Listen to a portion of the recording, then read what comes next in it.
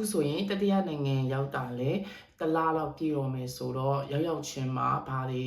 တွေ့ကြုံရလဲဘာတွေဖြတ်တန်းခဲ့ရလဲဆိုတဲ့ဟာမျိုးလေးကိုအတူချုံနေနဲ့ပြောပြပေးချင်ပါတယ်စရောက်ချင်းနေ့ကတော့ဘာဖြစ်လဲဆိုတော့မြင်ရတဲ့မြင်ကွင်းပြောင်းသွားတယ်ပေါ့နော် vibe ပြောင်းသွားတယ်ဆိုတော့အဲ့ဒီဟာကြီးကိုရုပ်တရက်လက်ခံမှုအတွက်ကမပြင်ဆင်လာမိဘူးပေါ့နော်အဲ့ဒီအတွက်ကြောင့်လောက်လာမဲ့သူတွေဆိုရင်တော့ဒီပြောင်းသွားတဲ့မြင်ကွင်းတွေ vibe တွေယာတီဥတုတွေကိုရုပ်တရက်လက်ခံမှုစိတ်ပိုင်းဆိုင်ရာပြင်ဆင်တင်တယ်လို့ထင်တယ်ပေါ့နော်ဒါကပထမဆုံးအနေနဲ့အရေးကြီးဆုံးအချက်ပါတစ်ချက်ကတော့လေရင်အကြာကြီးစီးရလို့ဖြစ်တဲ့ jet lag ပေါ့နော် jet lag ဖြစ်တယ်ဆိုတာကြတော့ကိုလာတဲ့နေရာကနေပြီးတော့စားချိန်တောက်ချိန်အိတ်ချိန်တွေမမှန်တာရဲ့ transit တွေကြောင့်ရောက်လာတဲ့အခါမှာဒီရောက်တဲ့အခါမှာလူကစားကြည့်တဲ့ချိန်စားချိန်အိတ်ချိန်စောက်ထိုးတွေဖြစ်နေတယ်ပေါ့နော်အဲ့ဟာအတွက်ကိုပတ်သက်ပြီးတော့ jet lag ဖြစ်တဲ့ဟာမျိုးလေးကိုလည်းရှိနိုင်တယ်ဆိုတာစိတ်ထဲမှာကြိုပြီးတော့ပြင်ဆင်သင့်ပါတယ်ဘာဖြစ်လို့လဲဆိုတော့ jet lag ဖြစ်သွားတယ်ဆိုရင်လူကအိတ်ချင်နေတာရှိတယ်မအိတ်နိုင်တာရှိတယ်မစားနိုင်တာရှိတယ်ပြီးရင်အုံနောက်ကအလုံးမလုပ်ဘူးပေါ့နော်ကိုကဒီနိုင်ငံရောက်နေတယ်ဒါပေမဲ့အုံနောက်ကကိုဒီနိုင်ငံရောက်နေတယ်ဆိုတာမျိုးလက်မခံနိုင်ဘူးဘာလို့ဆိုတော့ jet lag ဖြစ်နေရဲဆိုတဲ့ဟာမျိုးကြောင့်ပေါ့နော်အဲ့ဒီဟာလေးကလည်းနောက်အရေးကြီးတဲ့အချက်အနေနဲ့စိတ်ထဲမှာရှိတင်ပါတယ်နောက်တစ်ချက်ကကြတော့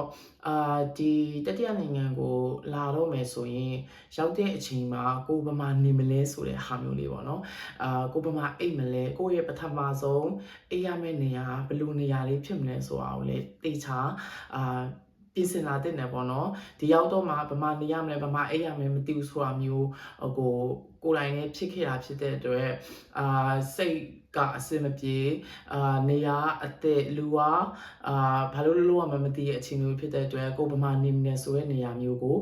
ကြိုတင်ပြင်ဆင်တင်ပါတယ်ဥပမာဆိုရင်ဟိုတယ်မှာနေမှာလားကျောင်းဆောင်မှာနေမှာလားဒါမှမဟုတ်ကိုတကယ်နေမဲ့အိမ်ငှားထားတဲ့အိမ်မှာနေမှာလားဒါမှမဟုတ်ကိုတငယ်ချင်းအိမ်မှာခဏနေမှာလားအမျိုးတယောက်အိမ်မှာခဏနေမှာလားဆိုတာမျိုးကိုကြိုတင်ပြီးတော့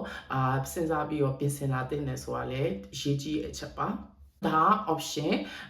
ကိုပြင်လာလဲရတယ်မပြင်လာလဲရတယ်ဒါပေမဲ့ပြင်သင့်တယ်ဆိုတဲ့ဟာမျိုးလေးကိုအဲ့ဒီတစ်ချက်ပြောပြချင်တာပေါ့နော်ပထမတစ်ချက်ကကြတော့အစားတောက်ကကြတော့ရောက်ချင်းမှာ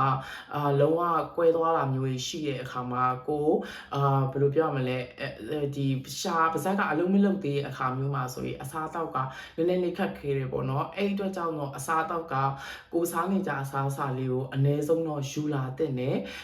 ဘာလို့ရောက်ချင်းမှာဘာစားမှမသိဘူးဘာဝယ်ရမှမသိဘူးဘလို့စားကိုနဲ့အဆင်ပြေမသိတဲ့အချိန်မှာဆိုရင်ကိုအနေနဲ့အစားအသောက်ကိုစားနေကြပုံစံလေးတွေကိုအနည်းဆုံးတော့အချောက်ချမ်းလေးတွေတော့ယူလာတဲ့နဲ့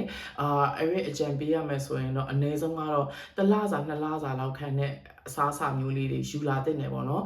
အဲ့လိုမျိုးယူလာတာလေကိုအတွက်ပြင်ဆင်တဲ့အချက်ထဲမှာပါတယ်လို့ထင်နောက်တစ်ချက်ကကြတော့တကွေးတကားရသုံးပစ္စည်းပေါ့နော်တကွေးတကားရသုံးပစ္စည်းဒီရောက်မှဝယ်လို့ရတာပဲဆိုတာမျိုးဟုတ်တယ်ဒါပေမဲ့currency ကိုကွာသွားတဲ့အခါမှာဘယ်လိုပဲဖြစ်တခြားကိုလာခဲ့စီရဟာနေရှင်တဲ့အခါမှာဆိုရင်ပတ်စံဈေးများနေတာတွေဖြစ်တယ်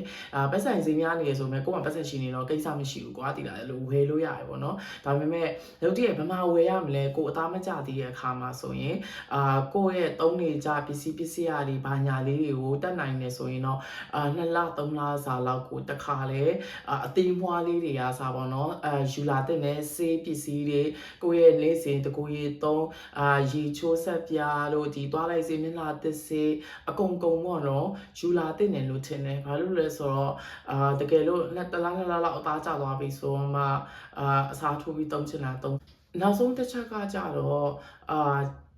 ကိုပြောင်းလာတဲ့စီမိုရောက်ချင်းမှာကိုအဲ့လိုမျိုးဖိမပေးမဲ့သူကုညီပေးမဲ့သူတငယ်ချင်းဖြစ်ဖြစ်ဆွေမျိုးဖြစ်ဖြစ်အသီးဖြစ်ဖြစ်ရှိတဲ့နယ်လို့ထင်တယ်ပေါ့နော်ဘာလို့လဲဆိုတော့ကိုနဲ့ဘာသာစကားချင်းတူတဲ့သူကိုပေးတဲ့အကူအညီကကြတော့ရောက်ချင်းမှာဆိုရင်စိတ်ပိုင်းဆိုင်ရာအောင်လည်းနှွေးချွေးစေရဲ့ကိုအနေနဲ့လည်းဒီဖြတ်တန်းရတဲ့အချိန်တွေကို ပျော်သွားစေတယ်ပေါ့နော်။ဘာဖြစ်ရုပ်တရက်ကြီးအသားမကျတဲ့အခါမှာအိမ်နဲ့ဝေးတယ်ဒီသားစုနဲ့ဝေးတယ်တခြားတင်ငယ်ချင်းနဲ့ဝေးတဲ့အခါမှာစိတ်မပျော်တဲ့ဟာမျိုးရှိတဲ့အတွက်ဒါကလည်းအရေးကြီးတဲ့အချက်ပေါ့နော်။အနည်းဆုံးတော့တင်ငယ်ချင်းဖြစ်ရွှေငွေဖြစ်ကူညီပေးမဲ့သူဖြစ်တော့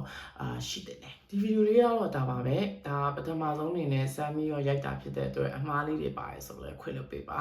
နောက်ဗီဒီယိုတွေမှာပြန်တွေ့ပါမယ်တတာ